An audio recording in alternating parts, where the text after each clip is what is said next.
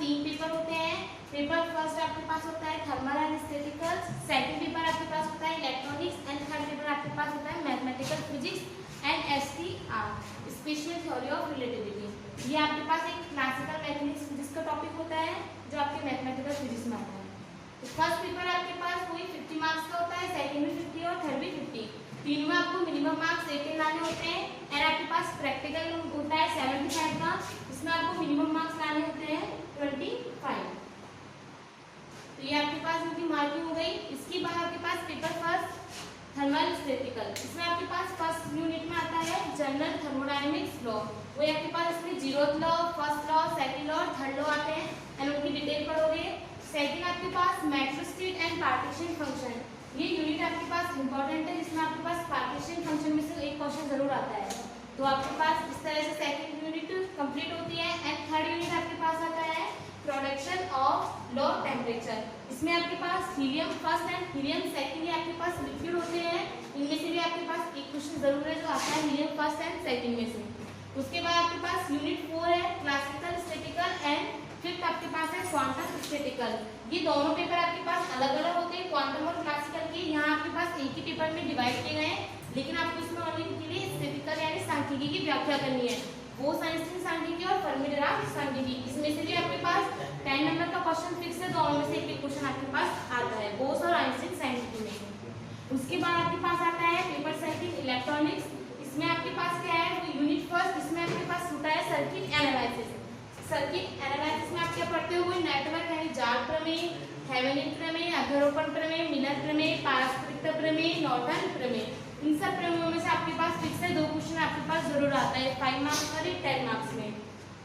उसके बाद आपके पास होता है unit second semiconductor and rectifier. Semiconductor आपका 5 मार्क्स इसमें जरूर एक क्वेश्चन आता है एंड रेक्टिफायर में से आपके पास 5 का और 10 का दोनों का एक क्वेश्चन आता है।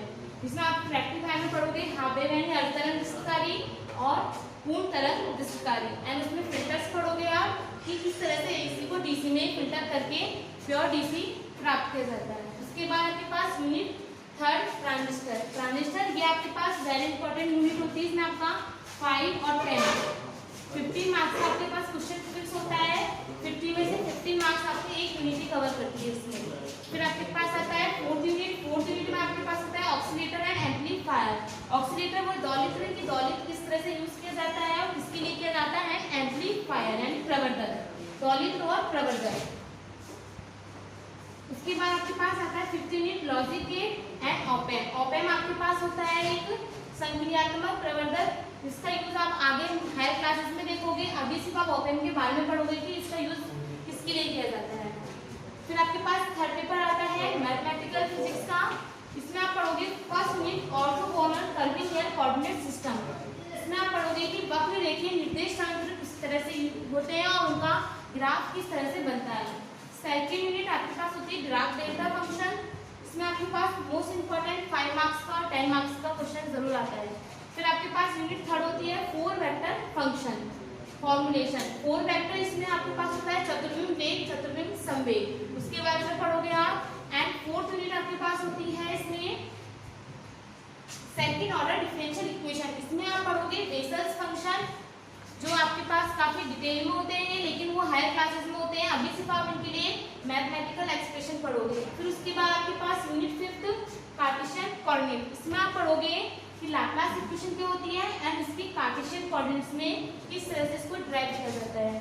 तो ये आपके पास कोटा यूनिवर्सिटी का पूरा सिलेबस होता है, इस तरह से आप इसमें देख लेना कौन कौन से यूनिट में कितने टॉपिक्स हैं और किसमें से क्वेश्चन जरूर आता है 10 मार्क्स का। पेपर का सिलेबस आज हम फर्स्ट लेक्चर डिस्कस करते हैं रेक्टिफायर, जिसे हम डिस्ककारी भी कहते हैं। सबसे पहले आप ये देखो रेक्टिफायर का फिजिकल मीनिंग क्या होता है या कह सकते हो इसका वर्क क्या है। तो रेक्टिफायर का मतलब होता है AC को DC में ट्रांसफर करना। AC और DC क्या होता है, अल्टरनेटिंग करंट यानी प्रत्यावर्ती धारा, और DC क्या होता है, डायरेक्ट करंट यानी पृष्ठ धारा। तो रेक्टिफायर का यूज आप किस लिए करोगे, मान लो आपको AC सर्किट दिया गया है और आपको क्या करना है, उसको DC में चेंज करना है, तो आप क्या करोगे, उसको रेक्टिफाई करोगे, जिससे क्या हो जाएगा, वो AC से DC में कन्वर्ट हो जाएगा। तो सबसे पहले देखते हैं हम AC और DC इनके ग्राफ किस तरह से होते हैं। फर्स्ट आपको AC दी जा रही है, इस उसका ऊपर वाला पार्ट पॉजिटिव एंड नीचे वाला पार्ट आपका नेगेटिव। ये तो आपके पास हो गया AC। इसमें इसका यहाँ पर एंगल होता है टोटल हाफ साइकिल होने के बाद 180, और जब पूरा साइकिल हो जाता है उसके बाद इसका टोटल एंगल होता है 360। यदि आप AC सर्किट में उसकी एवरेज वैल्यू यानी औसत मान निकालोगे तो ऑलवेज 0 आता है। ध्यान रखना, AC सर्किट में अगर आपसे क्या पूछा जाए उसकी एवरेज वैल्यू तो वो ऑलवेज 0 आती है, क्योंकि इसमें जितना पॉजिटिव पार्ट आपका होता है उतना ही नेगेटिव पार्ट होता है, इसलिए वो क्या कर देते हैं एक दूसरे को कैंसिल आउट कर देते हैं, तो टोटल एवरेज वैल्यू उसकी 0 आती है। उसके बाद आपका आता है DC डायरेक्ट करंट दिष्ट धारा।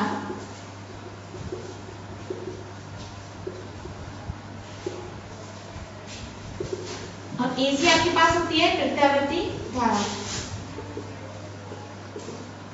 दिष्ट धारा, इसका ग्राफ आपको किस तरह से मिलता है, बिल्कुल स्ट्रेट। इसका मतलब क्या है कि आपको अगर कोई भी सर्किट में DC मिल रही है, करंट मिल रही है, चाहे आपको वोल्टेज मिल रही है, वो आपको कैसे मिलेगी, एक ही वैल्यू मिलेगी आपको, उसकी चेंज नहीं होगी। तो ऐसे आपकी क्या होती है दिष्ट धारा। और इसमें आप अगर एवरेज वैल्यू निकालोगे तो क्या आएगा नॉन जीरो, क्योंकि इसमें आपको हमेशा एक ही वैल्यू मिलती है, तो पॉजिटिव भी मिलेगी या नेगेटिव भी मिलेगी, तो इसकी एवरेज वैल्यू हमेशा नॉन जीरो होती है। तो यहाँ पर आपके पास रेक्टिफायर की 2 कंडीशन आती है, दिष्ट कार्य की 2 कंडीशन होती है, आपके पास 2 शर्त होती है, जिसमें आपके पास फर्स्ट होती है AC को DC में कन्वर्ट करना, प्रत्यावर्ती धारा को दिष्ट धारा में परिवर्तित करना।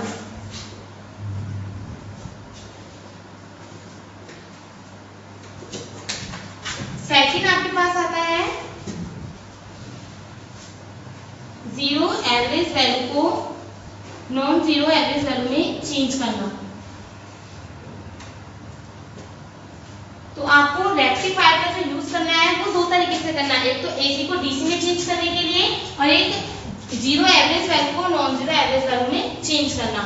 इसको क्या बोलते हो आप, रेक्टिफिकेशन। जो पूरी प्रोसेस होती है, पूरी प्रक्रिया होती है, वो आपके पास होती है रेक्टिफिकेशन। इसके बाद यहाँ पर बात करते हैं कि जो आपको AC जो करंट मिलती है, वो DC जो करंट मिलती है AC से, वो किस तरह से मिलती है। तो उसकी 3-4 स्टेप होती हैं। सबसे पहले वो स्टेप देखो कि AC को DC में किस तरह से चेंज किया जाता है।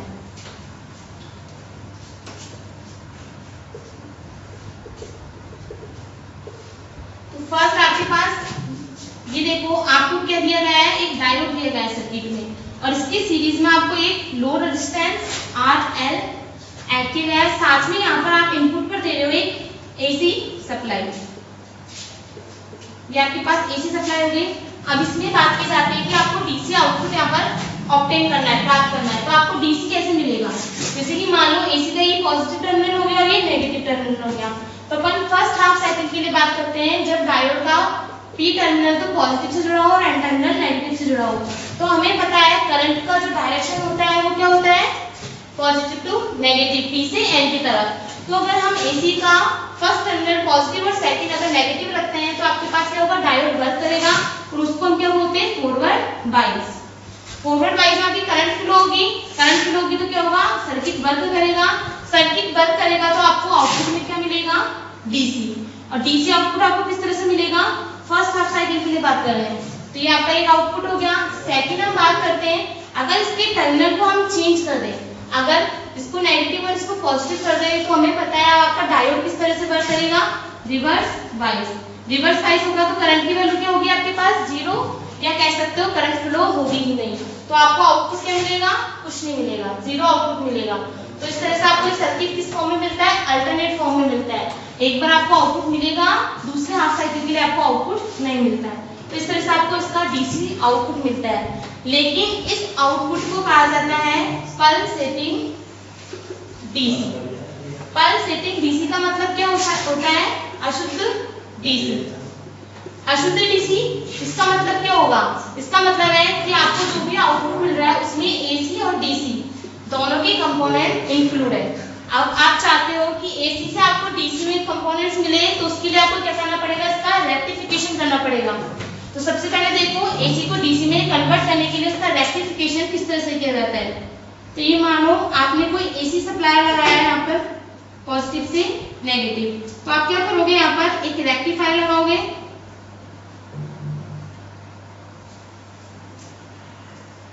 इस रेक्टिफायर से क्या होगा, आपको कुछ ना कुछ आउटपुट मिलता है और वो आउटपुट आपको क्या मिलेगा, पल्स सेटिंग डीसी।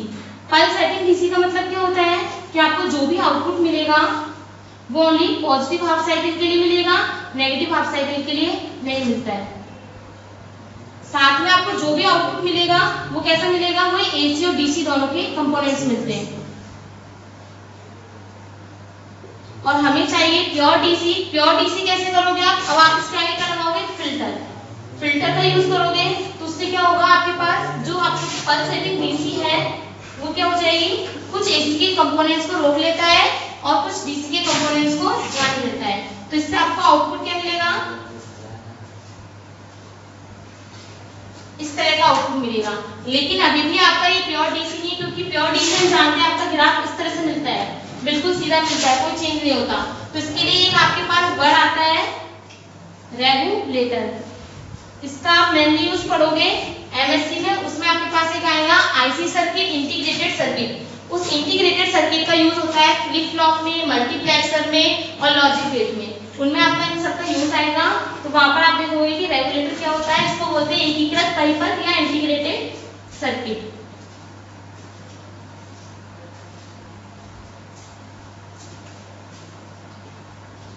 अब इसके बाद आपको जो भी आउटपुट मिलेगा वो क्या मिलेगा, प्योर डीसी। तो यहाँ से आपसे क्या पूरा है, यहाँ पर देखो आप एसी से डीसी में चेंज करने के लिए आपके पास क्या क्या यूज आ रहा है। पहले आप इसमें रेक्टिफायर यूज कर रहे हो, रेक्टिफायर के बाद आप क्या यूज कर रहे हो, फिल्टर का। फिल्टर के बाद आप यूज कर रहे हैं रेगुलेटर का। रेगुलेटर क्या करता है, जो भी उसमें एसी के कंपोनेंट्स होते हैं उनको तो क्या करता है, एक ऑब्स्टिकल की तरह काम करता है, उनको रोक लेगा और प्योर डीसी के फॉर्म में आपको आउटपुट मिल जाता है। तो इस तरह से एसी से डीसी में जो भी प्रोसेस होती है वो आपकी हो गई पूरी रेक्टिफायर। इसके बाद आपके पास आता है कि रेक्टिफायर के टाइप्स कितने होते हैं। रेक्टिफायर आपके पास टू टाइप यानी दो प्रकार का होता है। फर्स्ट आपके पास होता है half wave rectifier and second होता है फुल वेव रेक्टिफायर। तो रेक्टिफायर के टाइप्स, फर्स्ट आपके पास होता है हाफ वेव रेक्टिफायर, सेकंड आपके पास होता है full wave rectifier. Full wave rectifier में भी आपके दो टाइप्स होते हैं। एक आपके पास होता है centre tap rectifier and second आपके पास होता है ब्रिज रेक्टिफायर। आपकी जो क्वेश्चन है वो ब्रिज रेक्टिफायर में से आते हैं और इम्पोर्टेंट भी आपके पास यही है। तो इसमें अपन सबसे पहले बात करते हैं हाफ वेव रेक्टिफायर। तो हाफ वेव रेक्टिफायर इसमें देखो आपके पास किस तरह से सर्किट मिलता है, जैसे कि यहाँ पर आपने कोई भी ट्रांसफार्मर ले लिया, उसके बाद आप क्या करोगे, यहाँ पर एक डायोड लगाते हो हाफ वेव में और एक लोड रेजिस्टेंस RL। तो इसमें आप देखोगे जब आप एसी सप्लाई दे रहे हो या ट्रांसफार्मर का यूज कर रहे हो तो इसमें क्या होगा, जब आप फर्स्ट हाफ पॉजिटिव साइकिल की बात करोगे तो आपने अभी देखा था डायोड वर्क करता है, तो उस टाइम आपको आउटपुट क्या मिलता है, पल्स सेटिंग डीसी। उसके बाद हम सेकंड हाफ साइकिल के लिए बात करते हैं तो आपको कोई भी आउटपुट नहीं मिलता, आउटपुट जीरो या कह सकते हो नो चेंज। तो यहाँ पर हम देखेंगे आपको ओनली पॉजिटिव हाफ साइकिल के लिए आउटपुट मिलता है। उसके बाद हम बात करते हैं second full wave rectifier. Full wave rectifier में आपके फर्स्ट आता है सेंटर टैप रेक्टिफायर। तो इसमें फर्स्ट देखते हैं हम सेंटर टैप रेक्टिफायर। इसमें क्या होता है, आपके पास दो डायोड लगे हुए थे, तो आप जब दो डायोड का यूज करोगे तो आप देखोगे आपको एक फर्स्ट पॉजिटिव हाफ साइकिल के लिए आउटपुट मिल जाएगा एंड सेकंड डायोड से आपको दूसरे पॉजिटिव हाफ साइकिल के लिए आउटपुट मिल जाता है। तो इसका जो आपको ग्राफ मिलेगा वो इस तरह से मिलेगा।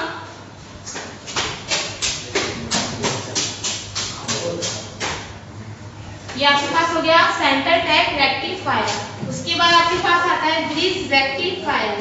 ब्रिज रेक्टिफायर में आपके पास होते हैं 4 डायोड। ब्रिज रेक्टिफायर में 4 डायोड होते हैं और क्या होता है इसमें पहले 2 डायोड वर्क करते हैं, उसके बाद दूसरे 2 डायोड वर्क करते हैं। जैसे कि स्ट्रक्चर आपके पास ये आप एसी सप्लाई दे रहे हो इसमें,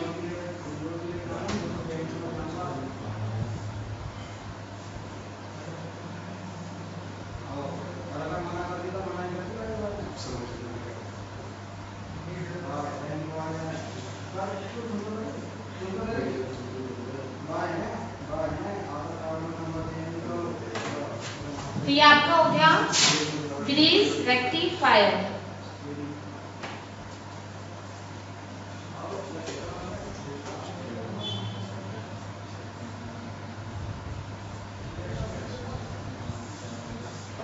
अब इसमें क्या करेंगे हम, एक लोड रेजिस्टेंस RL लगा देंगे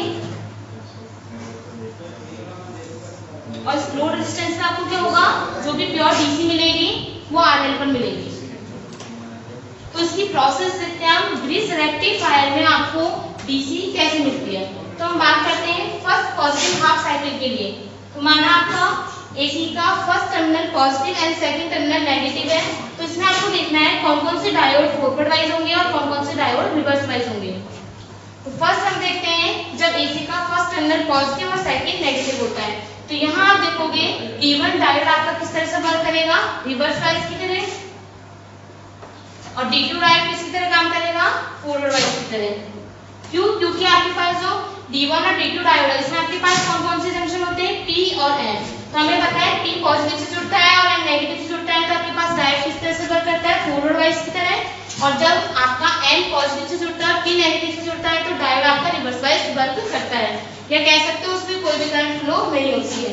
तो D1 और D2, D1 तो आपका रिवर्स वाइज हो गया और D2 फॉरवर्ड वाइज। अब बात करते हैं D3 और D4 की। D3 डायोड देखो, इसका आप पॉजिटिव टर्मिनल किससे जुड़ रहा है, N से, और नेगेटिव टर्मिनल किससे जुड़ रहा है, P से। तो ये भी आपके किस तरह से वर्क करेगा, रिवर्स वाइज। उसके बाद हम बात करते हैं D4 डायोड की। D4 डायोड में देखो, इसका पॉजिटिव टर्मिनल तो P से जुड़ रहा है और नेगेटिव टर्मिनल N से, तो ये आपका डायोड किसकी तरह वर्क करेगा, फॉरवर्ड वाइज। अब हम देखते हैं इसमें जो भी आपको आउटपुट मिलेगा वो किस तरह से मिलेगा।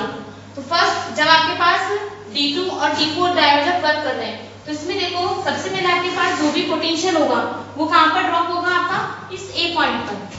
तो यहाँ पर देखो करंट की जो करंट है आपके पास टू पार्ट्स में स्प्लिट होगी, दो भागों में विभाजित होगी। एक तो आपकी इधर आएगी और एक आपकी इधर आएगी, लेकिन हमें पता है रिवर्स वाइज है तो इसमें तो करंट नहीं जाएगी, और ये फॉरवर्ड वाइज है तो इसमें करंट जाएगी।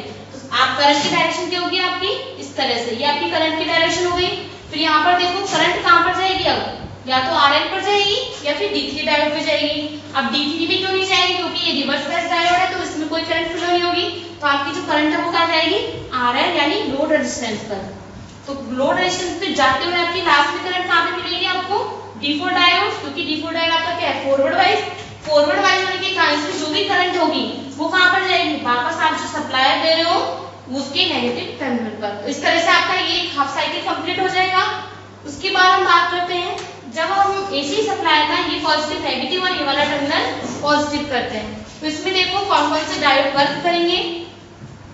तो देखो अब जब आपके पास ये वाला टर्मिनल नेगेटिव है, तो आपके पास जो पहले फॉरवर्ड वाइज थे वो तो रिवर्स वाइज हो जाएंगे, और जो रिवर्स वाइज थे वो फॉरवर्ड वाइज हो जाएंगे।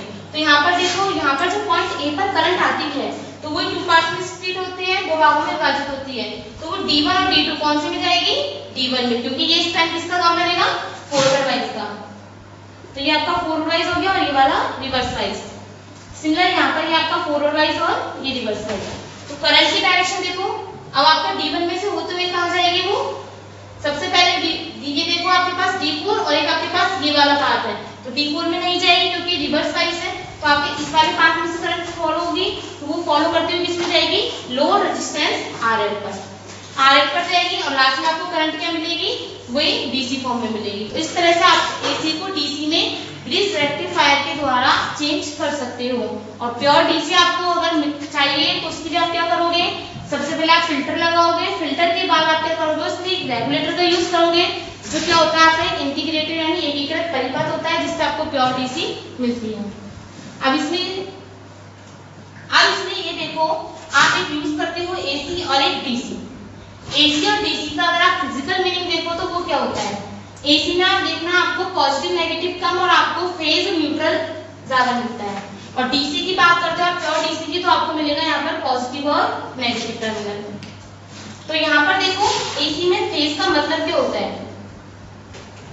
फेज मतलब आपके पास होता है, इसमें आपके पास ऑलरेडी दोनों टर्मिनल होते हैं, पॉजिटिव और नेगेटिव। और आपके पास एन पूल यानी न्यूट्रल, इसका मतलब क्या होता है, न्यूट्रल का मतलब उदासीन, तो इसमें ओनली आपके पास नेगेटिव टर्मिनल होता है। तो अगर हम एसी और डीसी की बात करें, डीसी में तो ओनली दो टर्मिनल होते हैं, पॉजिटिव और नेगेटिव। और जबकि एसी होता है उसमें आपके पास कितने टर्मिनल हो गए, 3 हो गए। पी में ही 2 हो गए आपके पास पॉजिटिव और नेगेटिव, और एक एन का हो गया आपके पास नेगेटिव टर्मिनल। इसलिए आपके पास क्या होता है, जो एसी करंट होती है आपको किसमें चेंज की जाती है, वो डीसी में, ताकि आपके पास जो भी प्योर डीसी है वो इजीली मिल सके। उसके बाद हम बात करते हैं। Thanks for watching. अगर आपको वीडियो अच्छा लगा हो तो लाइक शेयर एंड कमेंट कीजिए, और आपके जो भी रिव्यू हो वो आप प्लीज हमें बताइए।